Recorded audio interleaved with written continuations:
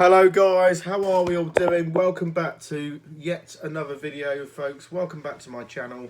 K-Days or K-Diaries here, and this is the time for the World Matchplay has finally arrived. The 2025 World Matchplay, 32 player field, and also the £800,000 in prize money. 2 debutants this year.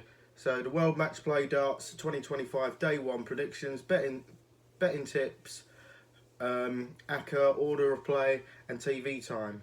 The 2025 World Matchplay gets underway at the Winter Gardens on Saturday night, so check out Chris Hammer's match by match predictions, best bets and suggested ACCA. But the reason why I'm doing a day one match play prediction earlier this morning is because this afternoon I got like a party, my nanny's big birthday party to probably to look forward to. So right, we've got 4 matches coming your way this evening. So first round, best of 19 legs, 7 o'clock TV coverage on Sky Sports. So first up, James Wade versus Joe Cullen. It's amazing to think James Wade got his hands on this trophy way back in 2007, and almost 20 years on, he's still battling away in the upper echelons of the game. The machine could have had another 5 World Matchplay titles to his name had not run into a prime Phil Taylor 4 times and a peak Michael van Gerwen once, but in his other Blackpool finals. But he certainly wouldn't have given up hope of tasty Winter Gardens glory one more time. Before you get into the YouTube channel, please smash the subscribe button, comment and like the video. Right, Phil Taylor's insane World Matchplay stats. Phil Taylor's a mind-boggling World Matchplay stats. Mind-boggling. Phil Taylor in the World Matchplay. Say no more. Yeah, pretty much. Say no more, Paul Nicholson. 16 wins, and the numbers he produced in Blackpool over his career. I'm surprised he can get the key to this. He was so dominant in that back in the day. And we've spoken times about how Phil being in the room, who's going to be second. Yeah. When you go to Blackpool, it was even worse. Oh, the Annie Oakley shot for Phil Taylor. That was absolutely exquisite. You just couldn't escape it. He gets on the stage and you think that he's in trouble. He's not really. He'll find a way to get out of it. I remember a game he had with Terry Jenkins where he was in huge trouble of losing, and Will thought he was in big trouble, Paul Nicholson. Yeah. Just like He was in big trouble. What is it about Blackpool and Phil Taylor? Blackpool was a lovely place, you know, Paul. Come on, man. All over his games. 114.99. That was against Barry Bates. That was in 2010. But it was there. And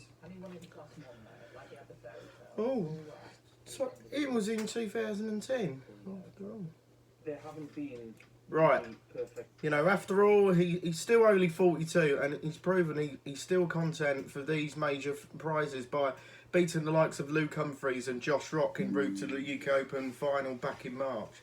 But he's also ended a near 3-year wait for a ranking title when winning the Players' Championship 19 back in June. So it's not surprised to see him in fairly comfortable favourite to see off a struggling Joe Cullen. The Rockstar did win a Pro Tour title in his second final of the season, but back in March when it looked like he was about to enjoy a resurgence. But at the time he said, "I think this is the best win of my career because of the adversity, but I had to endure over the last year."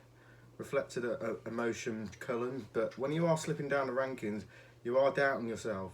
But there is nothing worse than darts.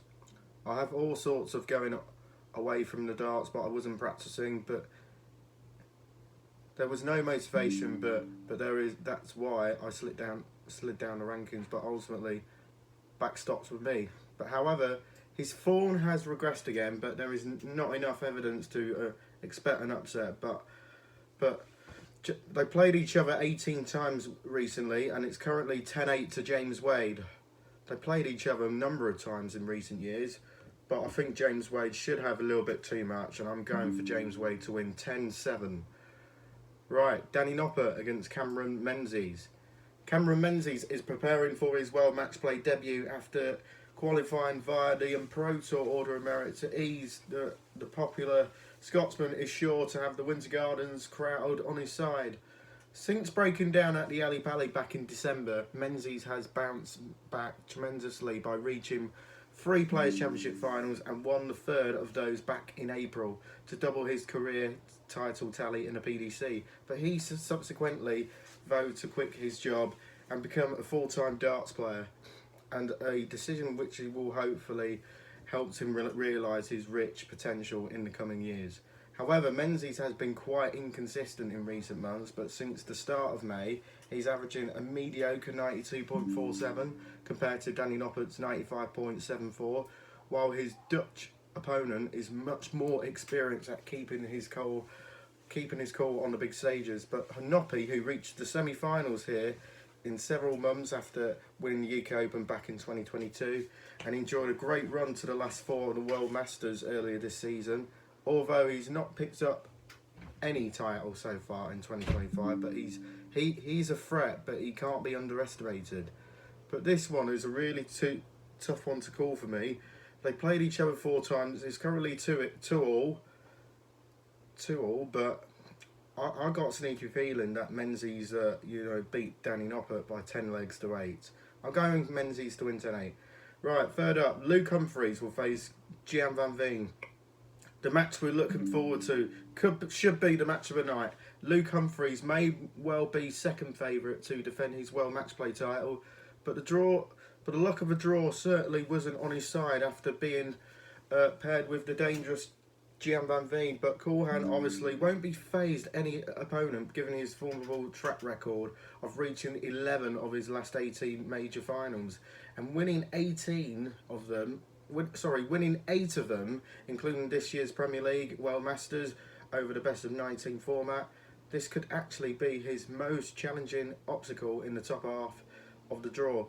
Gian Van Veen defeated Humphries in a Players' Championship final back in March to win his maiden senior PDC title. He's currently 5th for the seasonal averages with 97.98 compared to the Englishman 99.23 that the Englishman can currently boast.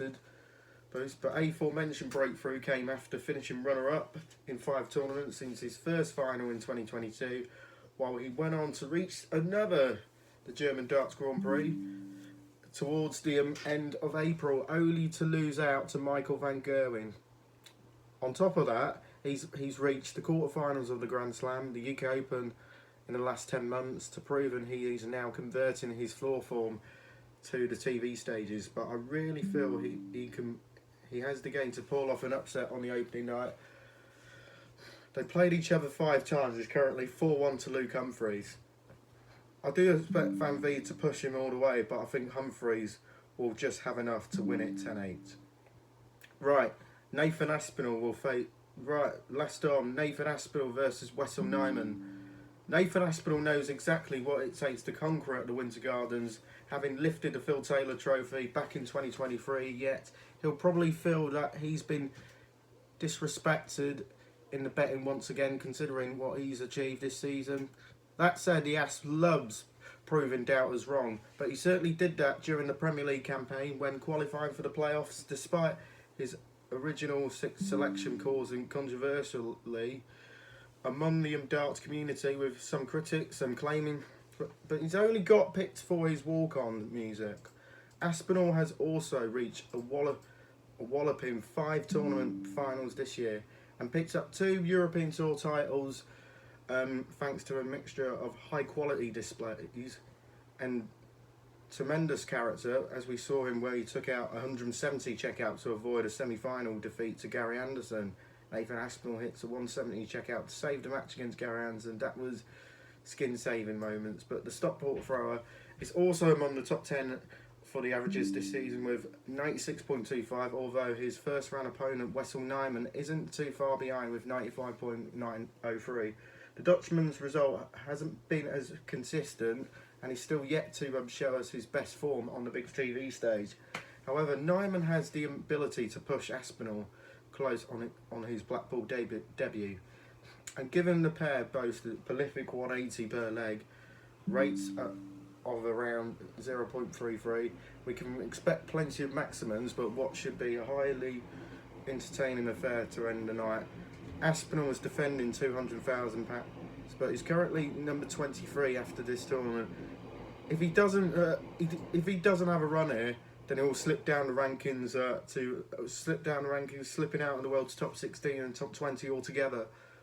But he needs a run here to keep up his rankings up. But I think it won't be easy against Wessel Nyman. But I think Nathan Aspinall will win 10 legs to 7. So that's my predictions then for day one for the World Matchplay 2025. Leave on your comments below, and we'll see you in the next one. Tournament campaigns in a career. I'm not just talking about one standalone tournament for 3 or 4 days. Right. This is the best part of 2 decades. This is the best part, like, of 2 The standard decades. he was able to recreate, that will never happen again. Van Geeuwen's not won anywhere near the amount of match players that Taylor has been in. And he'll probably play in the same amount by the end of his career. Put that in perspective. Right. Okay. Right. Wasn't expecting that number to be above 100. Above 100 anyway. What Nathan does now stipulates how Gary goes for that 105. Oh, I was suffering with dartitis. He couldn't let go of the dart. Mark Webster did it in the past, and Mark Walsh did it in the past. It's the bare minimum. He is down to a finish, but Gary... Even Eric Bristow suffered with dartitis as well. Is it 2 tops? Is it 2 tops? Not going to go. So now, Nathan Aspinall, a 170 to save the match.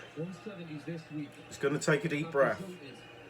We saw that reaction. Can we see that reaction from Aspinall? Oh.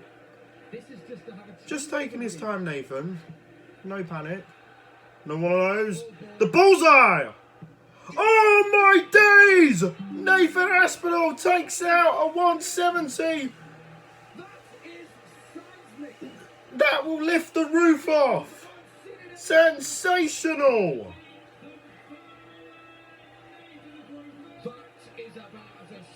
But that, cup hold at that.